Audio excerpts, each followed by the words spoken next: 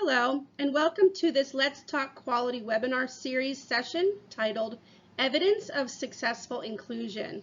My name is Pam Schaffner. I'm a Program Quality Assessor in the Western region of Pennsylvania, and I will be the one speaking today on this webinar. You may or may not have any children enrolled in your classroom or program who have an IFSP or an IEP, and that's okay. Hopefully the information you receive from this brief webinar will equip you to feel more confident in your ability to welcome children with such needs with open arms. Hopefully this information will help you provide for the individual needs of these children and all the children in your care. This session is more of a starting point into successful inclusion. No plan for change happens overnight. After this session, I encourage your program leadership and teachers to brainstorm around each of these learning objectives and how to accomplish them. Maybe from one another, you'll come up with some great ideas to try. Today's objectives are to define inclusion. What does the word mean? To learn ways to adapt the environment for children that need it. Learn ways to make adaptations to equipment, specialized equipment needed in your classroom. Learn ways to adapt your interactions with children, with IEPs and IFSPs, and then learn how to adjust those lesson plans, those beginning steps into what you do with children on a day-to-day basis. Perhaps you've heard the word inclusion before, but what does that word inclusion mean to you? Pause the video and write down some key words or a definition that you can think of. When you hear the word inclusion, what does that mean to you?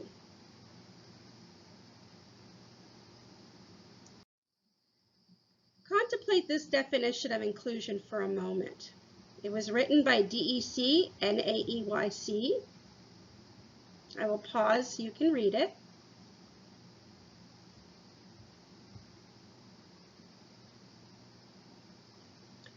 Focus on the part of the definition that says as full members, as full members. And then think about the antonym of inclusion being exclusion.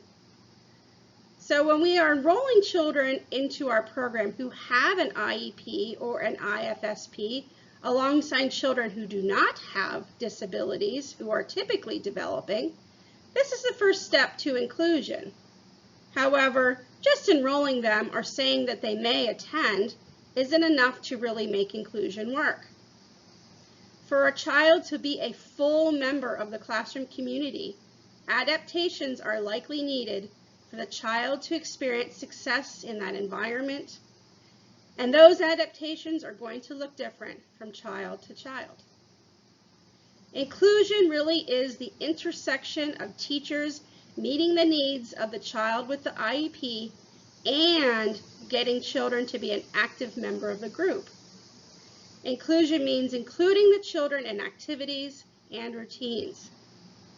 It does not mean interacting with a larger group of children and then carving out a little bit of your time to go off to the side to work with the child with the disabilities outside that normal daily routine. Consider a classroom where a child with special needs refuses to eat with his peers, refuses to sit for a story with his peers, and never really engages in activity near or with his peers. A teacher dividing their time between this child and the rest of the group is not really promoting inclusion, even though they may be working with that child on their IEP goals. The fact that they are working on them apart from others during the day means that inclusion is not successful. Helping this child be a part of the classroom community is needed to promote the inclusionary practices that are the best quality. Have you heard of IDEA before? The Individuals with Disabilities Education Act. This act was begun in 1975 under a different name, and it was seen as pivotal in shifting how we thought about and educated children with special needs. Before that, many assumed such students were unable to learn, had little to no capabilities, and in a society which worth is often based on production, had little value to add. IDEA acknowledged that persons with special needs, these students, were being seen by the government as full citizens of the United States now, and thus should receive a quality education in the least restrictive environment possible. The concept of least restrictive environment means we allow children to do for themselves what they are capable of doing. For example, if a child has difficulty feeding themselves, an adult should not just do it for them outright. Instead, the adult should see how much a child can do in terms of feeding themselves and only intervene enough for the child to experience success. Least restrictive environment. In fact, breaking things down into small steps is often needed in intervention plans. While a prompt may be given physically or verbally to help a child with a task, as they can do it for themselves more and more on their own, prompting from that adult should lessen. IDEA also states that removing a child from an inclusion setting should only be done if the child's disability is so severe that success in a typically developing classroom is hardly likely.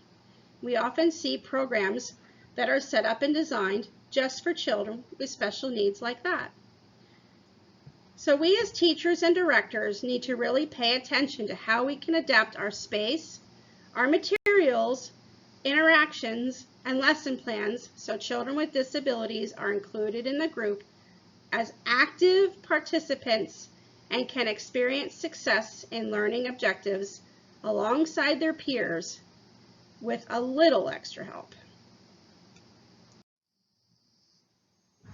Adapting the environment is not just about adding handrails or wheelchair ramps to the building, restroom, and classroom spaces. It is about adapting our classroom spaces to accommodate all children in the classroom, no matter where they are developmentally. This could be modifying your playground, so children do not have to watch from afar, but can be with his or her peers during outside gross motor time. A ramp or one-level playground space where a wheelchair or walker can be easily used is ideal. You can see from these two pictures, we have one child looking from afar where another child is using the space. You may also have to adjust your space so learning areas are large enough or adjust the height of shelving and tables to accommodate children within the indoor environment. It is important that the restroom that the children use is modified so one of the stalls is larger and can accommodate a wheelchair or a walker. The doorway and stall are ideally 32 inches wide. Handrails by the toilet might also be needed. For successful inclusion, children who need adaptations in the restroom should not have to use a different restroom than his or her peers. That is not successful inclusion. Consider using levers rather than doorknobs as well. What are some ways you've adapted your space in order to include children with special needs into the program? Take a moment to write down what you're currently doing or what you might think about doing in the future. Adapting equipment involves a few different things. First, adaptations can be provided in just maintaining a variety of materials to choose from in the classroom. In order to promote growth and development, classroom toys and activities should challenge children and thus not be too easy or too difficult. Paying attention to the developmental level of each child in your classroom can help with this. For example, if you have a classroom of 4-year-old children, you might expect that you probably do not need puzzles with knobs on them. Well, you might have to rethink that once you see what the children in your group can do. If you have some children with some physical delays, knob puzzles might provide an appropriate level of challenge for those children, while others may be ready for more advanced puzzles. Having a variety of skill level materials is one way to promote inclusion, merely by providing some variety. A second way involves adapting materials so children can use them more easily. For example, if you add tape to a piece of paper so it won't slide around while a child draws on it, you are making an adaptation.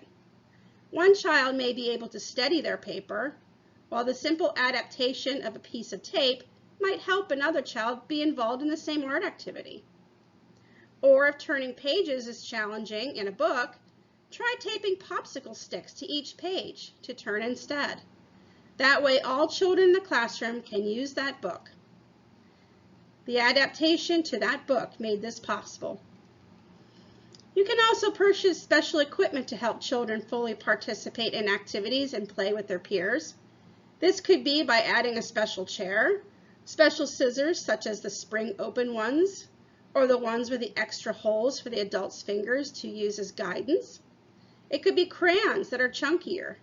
Perhaps you need some books with Braille or books on tape. The picture shows a textured blue disc being stepped on. This could also be used as a seat cushion for some sensory input during circle time. One picture shows an adapted computer. Tablets or other communication devices are also equipment adaptations. Fidget toys will help children pay attention and participate longer in activities. And I love the picture with the rainbow here. Two swings side by side show how two children can enjoy an activity together with an adaptation to the type of swing present. What is some equipment you provide or adapt for your group of children?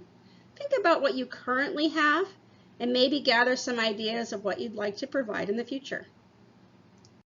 Adapting your interactions for true inclusion means not dividing your time between the typically developing children and the child with special needs. While a child with special needs might need more one-on-one attention to complete a task, they should be seated with their peers and be doing the same activity as their peers with just enough adaptations to reach success.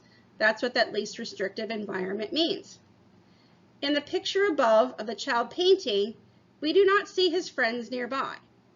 He might be receiving individualized supports with the help of two adults and adapted materials such as larger pencils and paintbrushes. However, this does not appear to be happening in the context of an activity that the whole group is doing, unless of course they are outside the frame of this photograph. The other two pictures show inclusion more decisively. In one, we see a teacher allowing a child to sit on her lap while reading. This adaptation uses proximity with the child as a means to extend participation. Allowing a child to hold a toy or sit closer to the teacher are two ways to adapt an interactive activity. Allowing a child to hold a timer during an activity or interaction to gradually encourage them to stay longer and longer is another strategy. In the other picture, we see that one child is paired with another to read the same book. Hopefully this happens spontaneously and naturally too, but if you find that the children in the classroom are not typically playing or interacting with a child with special needs, some encouragement is helpful to make this happen. Quality interactions happen in the context of relationships. It's important to know that relationship building does take time. Learning about the children, their needs, their interests, their motivations, and so forth can help build those bonds. Knowing the details of the child's IEP or IFSP is also helpful if children are challenged in areas of communication, friendship building, interacting, or in behavior. Making sure our expectations match their abilities is vital to seeing growth in these areas. Patience, working with them one-on-one, help them initiate with peers, and working on communication are all important. The image here of the broken chain link being held together by beautiful flowers is a perfect image of the intent of inclusion. When thinking about adapting lesson plans, the ways you modify a lesson is the connecting flowers, the missing link, to keep all children feeling successful in working on a task or doing an activity. On the left, we see the what part of the lesson plan. It's what the children will be doing. It's the goal. In this case, the lesson plan states that the children will be creating towers of Legos in a pattern of colors. On the right are the adaptations, or the how a lesson is adapted, so that children with IFSPs or IEPs can also participate and get something out of the lesson that their peers are doing. When IFSP and IEP goals are integrated into the daily activities of the larger classroom, children are being included and feel a sense of belonging as full members of that classroom community. However, when goals are worked on in isolation, away from peers or away from daily activities, or as often seen, only when a therapist comes, children miss out on so much. When we understand all children have individualized learning goals, individualized styles and pace for skill development, we will become better adept at writing lesson plans with adaptations built in so children can feel part of the group and also feel a level of success at the lesson plan goals. The aim here is to not have everyone accomplish the Lego pattern, to make them all the same height and do it with the same accuracy. The aim is to encourage greater participation and skill acquisition based on a child's current level of development. And this applies to all children, not just the children with the special needs in your classroom.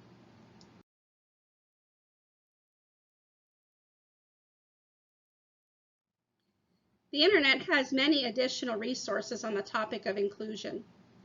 You may want to check out the PQA Assessors blog, letstalkqualitypa.com, but also do an internet search of NAEYC's Statement on Inclusion and the IDEA, Individuals with Disabilities Education Act.